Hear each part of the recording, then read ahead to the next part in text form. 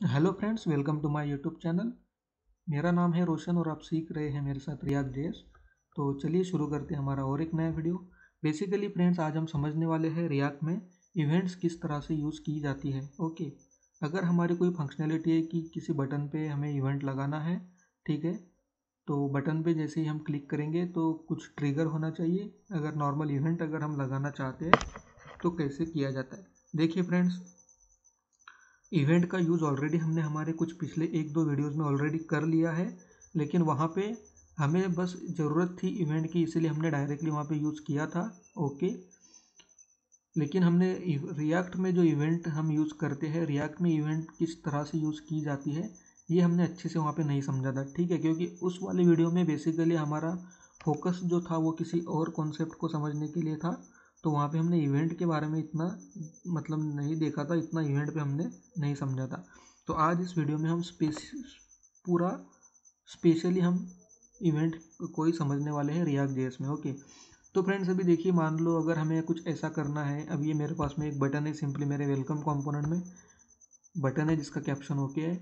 अब मुझे क्या करना है कि मुझे इस बटन पे क्लिक करने के बाद मुझे एक मैसेज दिखाना है मेरे कंसोल में, हेलो वर्ल्ड ऐसा कुछ। तो हम क्या करते हैं, सबसे पहले तो हम एक इवेंट हैंडलर फंक्शन बनाते हैं, ठीक है। कुछ ठीक इस तरह से कुछ हम इवेंट हैंडलर फंक्शन बनाएंगे। ओके, और फिर उस फंक्शन से हम बेसिकली जो भी हमें डिस्प्ले कराना है वो करा देंगे फ्रेंड्स। ओके, मान लो हेलो वर्ल्ड, ठीक है फ्रेंड्स, ये है। ओके, तो ठीक है, बहुत आसान है, ठीक है। तो अभी चलिए फ्रेंड्स, इसे हम एग्जीक्यूट करा के देखते हैं। अब मैं कंसोल ओपन करता हूँ, क्लियर कर लेता हूँ और फिर इसे फिर से रिफ्रेश करा लेता हूँ एक बार। और अब मैं यहाँ पे क्लिक करता हूँ तो देखिए फ्रेंड्स, मैं कितनी बार भी क्लिक कर रहा हूँ लेकिन कुछ भी मुझे आउटपुट नहीं आ रहा है। क्यों नहीं आ रहा है फ्रेंड्स? क्योंकि ये जो सिंटैक्स हम यहाँ पे यूज़ कर रहे हैं ये नॉर्मल जावास्क्रिप्ट का सिंटैक्स है फ्रेंड्स। ओके, जावास्क्रिप्ट में अगर हमें इवेंट लगानी है तो हम कुछ इस तरह से लगाते थे।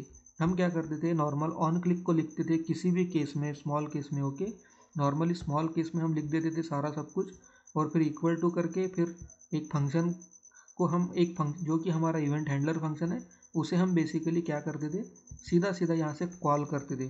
तो ये रिएक्ट में नहीं वर्क होता है फ्रेंड्स। रिएक्ट में इवेंट कुछ अलग वे में हमें यूज़ करनी होती है। तो रिएक्ट में इवेंट यूज़ करने के लिए या इम्प्लीमेंट करने के लिए बेसिकली हमारे पास क्या होता है, हमारे पास कुछ रूल्स होते हैं फ्रेंड्स। ओके, अब उन रूल्स को हम देखते हैं कि क्या होते हैं। तो देखिए, ये ऊपर वाला हो गया नॉर्मल जावास्क्रिप्ट का हो गया। अब नीचे वाला है तो उसे हम रिएक्ट का बनाते हैं, ठीक है। तो इसे मैं लिख देता हूँ जावास्क्रिप्ट, और ये होगा हमारा रिएक्ट, ठीक है। दो अलग अलग बटन बना लिए फ्रेंड्स मैंने। अब मैं आपको बताता हूँ कि एक्चुअल में डिफरेंस क्या होता है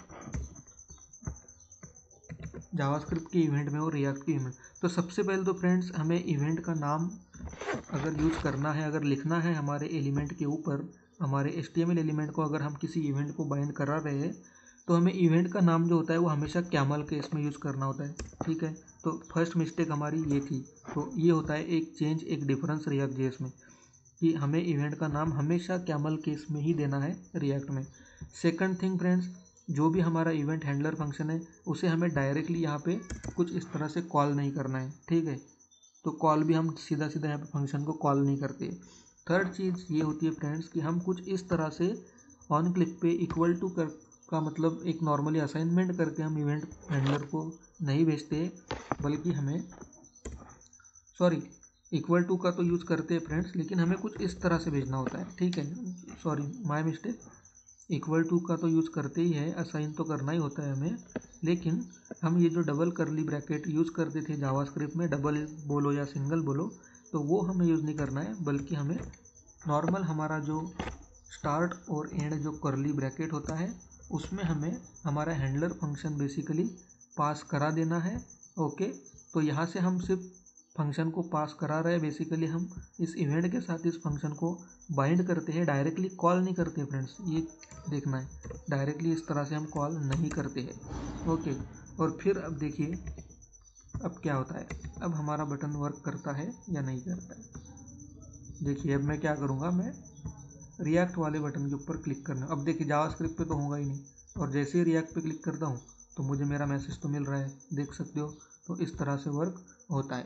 अब अगर आपको ये समझाना है कि यहाँ पे हम डायरेक्टली कॉल क्यों नहीं करते जावास्क्रिप्ट के जैसे, तो अभी देखिए फ्रेंड्स क्या होगा। अब मैंने यहाँ पे अगर डायरेक्ट कॉल कर दिया तो फिर क्या होने वाला है, अब देखो एप्लीकेशन को रिफ्रेश करते ही देखिए क्या होगा। देखिए फ्रेंड्स क्या हो रहा है, फिर से एक बार बोल रहा हूँ, अभी मैंने इसे कंसोल को क्लियर किया है, मैं बिल्कुल भी दोनों बटन को मैं टच नहीं कर रहा हूँ। मैं यहाँ पे आकर एप्लीकेशन को रिफ्रेश कर रहा हूँ बार बार। ओके,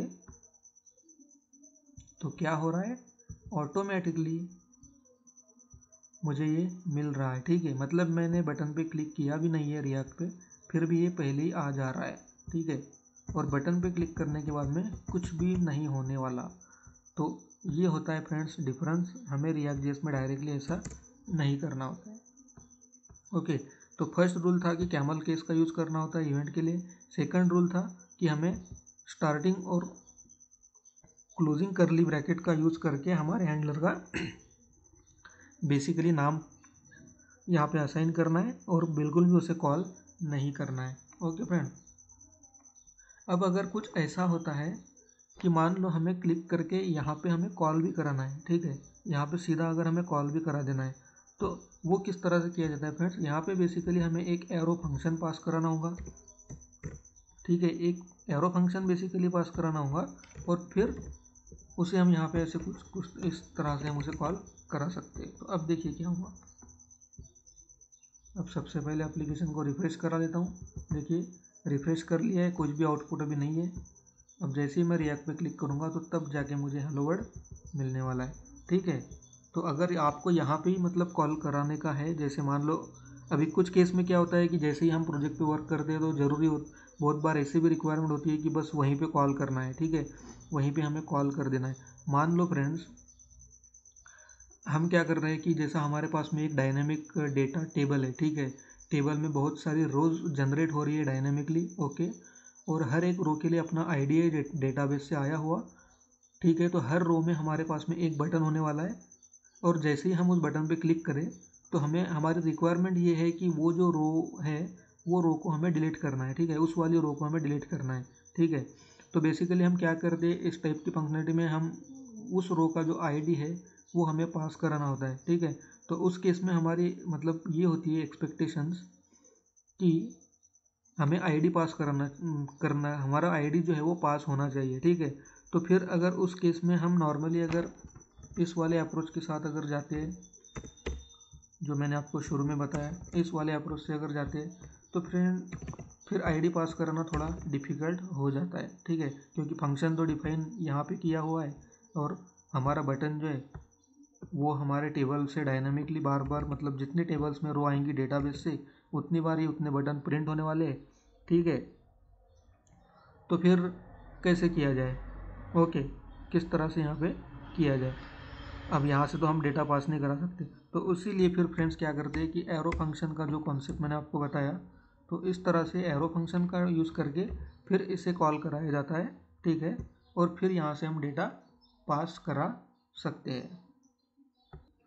तो अगर मान लो मुझे अगर अब यहाँ से अगर ये बटन मेरा किसी डायनामिक डेटाबेस के साथ आया हुआ जो डेटा है उसके साथ अगर डायनामिकली प्रिंटेड कोई टेबल है या कोई लिस्ट है, ठीक है, और ये बहुत सारे बटन्स अगर हमारे टेबल में हर एक रो के लिए जनरेट हुए हैं, तो बेसिकली हम उस केस में कैसा डेटा सेंड कराएंगे, मतलब उस रो का आईडी कैसा सेंड करेंगे। तो बेसिकली हम फिर क्या करेंगे कि ये जो यहाँ से कॉल कर रहे हैं, तो यहाँ पे मान लो अगर मेरा आईडी है 9, ये मेरा आईडी है। अभी एग्जांपल के तौर पे हम सीधा 9 भेज रहे हैं, फिर हम एक्चुअल में जब काम करते हैं प्रोजेक्ट पे तो हम तो डायनामिकली आईडी हमें भेजना होता है। ठीक है, तो अब यहाँ से कुछ पास किया, यहाँ पे रिसीव करना होगा। ओके, और यहाँ पे हम क्या कर दें कि हेलो वर्ड को हटाकर अब आईडी को प्रिंट करा दें। ठीक है,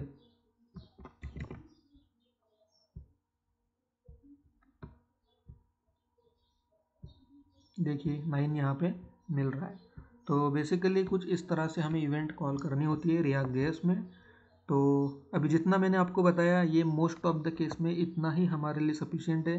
ओके, जितना भी हमें इवेंट लगाने की ज़रूरत पड़ती है तो बस ये 2 सिनेरियोज जो हमने देखे इसी का यूज़ करके हमारा 90% इवेंट हैंडलिंग हो जाता है।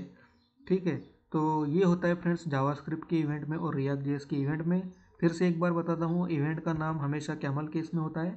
ओके, इवेंट हमें कुछ इस तरह से इवेंट को सीधा सीधा कॉल नहीं कराना है। ओके, डबल या सिंगल कोटेशन मार्क में हमें उसे इनक्लोज नहीं करना है।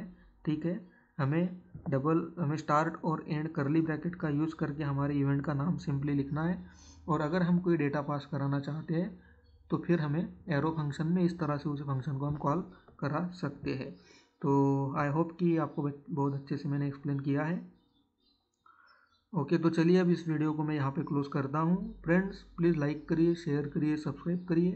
ओके, चलिए मिलते हैं अगले वीडियो में। Bye friends.